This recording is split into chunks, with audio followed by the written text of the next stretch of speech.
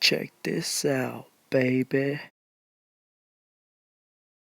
They can all evade us like the predator. It's like they all went to cryptid school where they all learn how to disappear.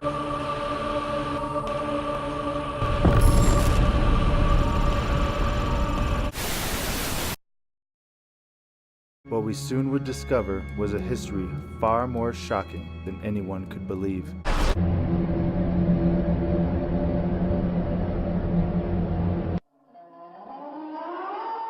Iroquois lore speaks of the Genasqua, a stone giant with rock-hard skin that preyed on Native American villages. They would attack a village and kill everyone and eat them. They would have like a communal feast on the victims. Although the Genasqua has a very different temperament than its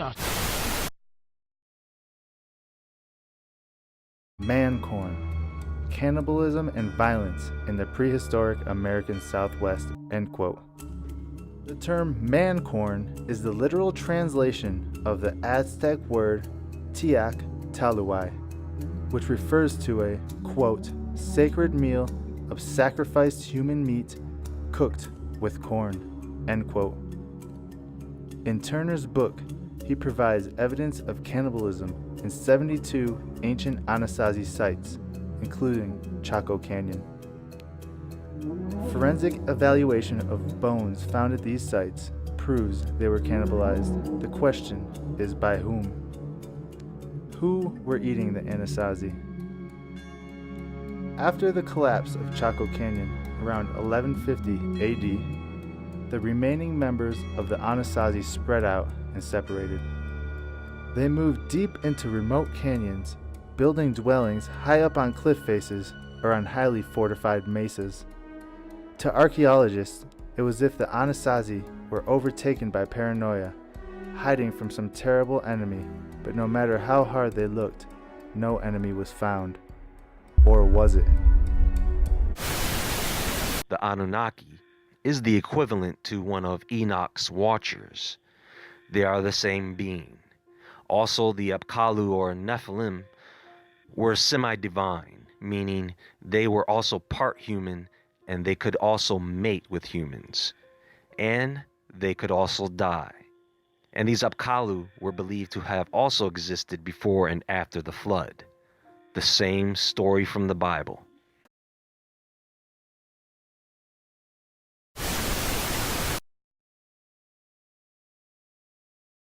Pueblo Bonito has over 800 rooms and sections that were over 5 stories tall.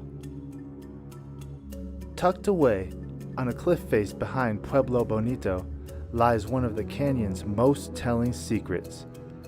3 feet carved into the mountainside, featuring 6 toes each. Are these 6-toed carvings showing the feet of a Nephilim hybrid depicted in the Bible? A unique look into Chaco Canyon, home of the Ancient Ones. Legends from all over the American Southwest speak of giants, 6-finger, red-haired giants who have been inhabiting these remote areas for centuries.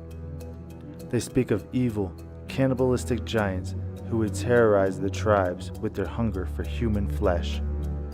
Not only do they speak of giants, however, they also mention monstrous creatures that they carved into the canyon walls as a record for all to see. Here at Chaco, they were very, very powerful people who had a lot of spiritual power. And these people probably used their power in ways that caused things to change. And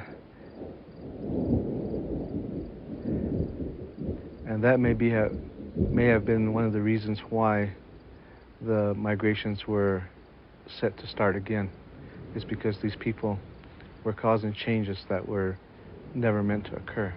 Depictions of monsters, dragons, gray aliens, and weird-looking beings, but I never found what I was looking for.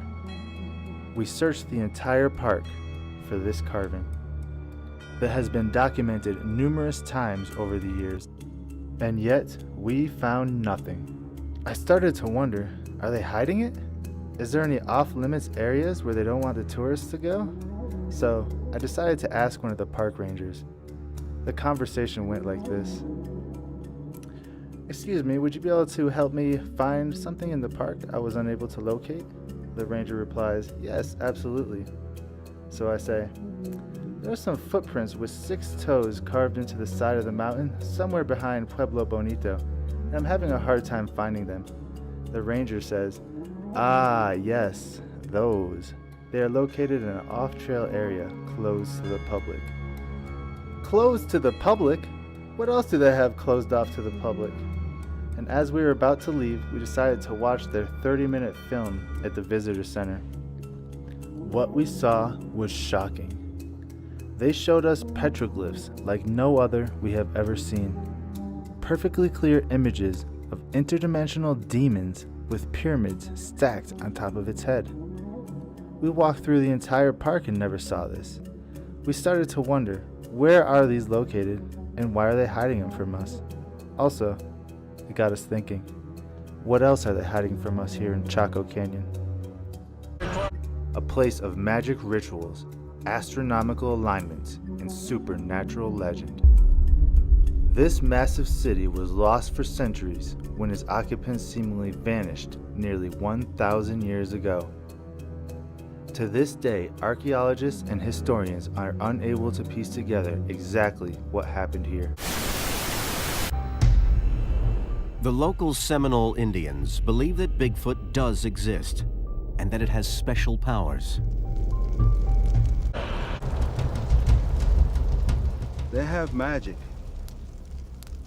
Magic able to disappear. Because even when the non-natives, they chase this thing, I noticed that the natives, that the Indian people, when we see it, we kind of get scared of it. But yet, we don't bother it. He lives underground, and he comes out only at nighttime. He doesn't. If you put a light on them, they'll disappear in the woods. They even had helicopters, to look for it. They never did find it. It just disappeared in the river bottom. And so it knows it's in danger, and it uses its magic to get away. A part of a hypnosis stage that it puts people in. And to where it could be standing right there in front of you, and you still wouldn't see it. Bigfoot is well known to them. In fact, they believe that there is more than one. One is called Stachupko, which means tall man, and he's a tall, Bigfoot-like creature with grayish-brown hair, and about 9 to 10 feet tall in that area. There's also one that appears usually in the morning time called Ihoza, which means forget, and that's what this being or creature, animal, makes you do, is forget. Although woven into their legends, the Indians believe that Bigfoot is a real flesh and blood creature that also has hypnotic powers.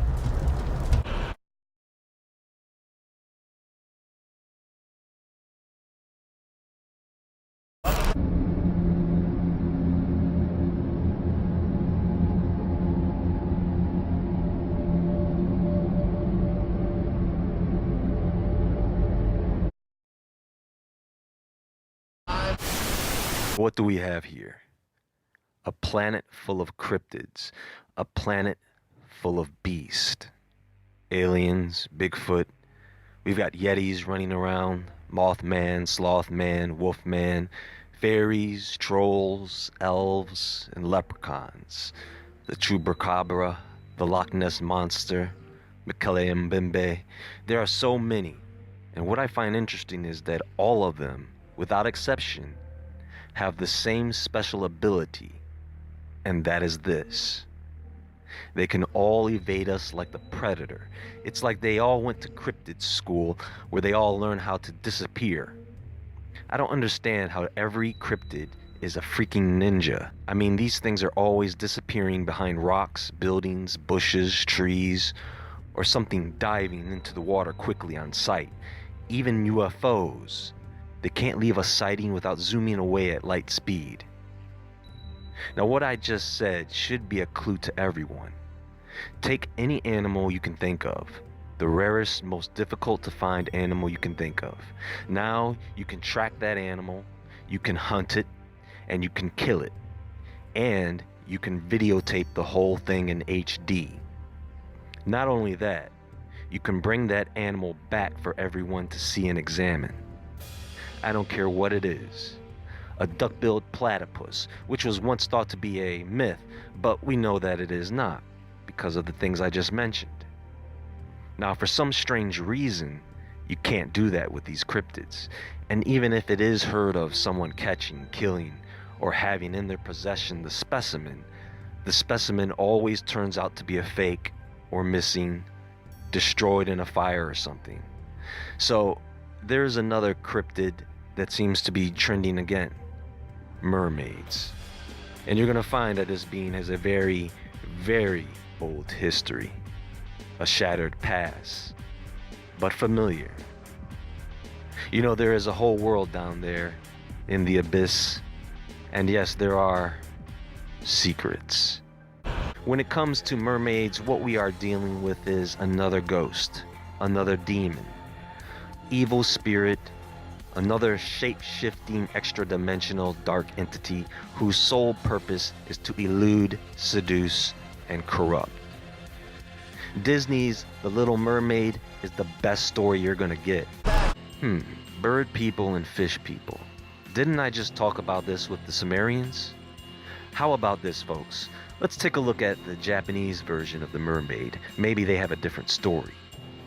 Now, the ningyo, or human fish, are not as attractive as the Greek siren. They are depicted with the upper torso of a monkey and a lower half of a fish. See, that's what I'm talking about, some originality. I mean, a fish monkey? That's crazy. Some legends depict this creature as only having the head of a monkey, or sometimes a dreadful-looking human-like head with horns and sharp teeth. What if we consider that these are all one type of being, taking different forms to suit the scene? Whatever will attract you the most. They are safe as long as they are not discovered. That is their primary method of survival. Keep us asleep, keep us selfish, keep us sedated. Peace.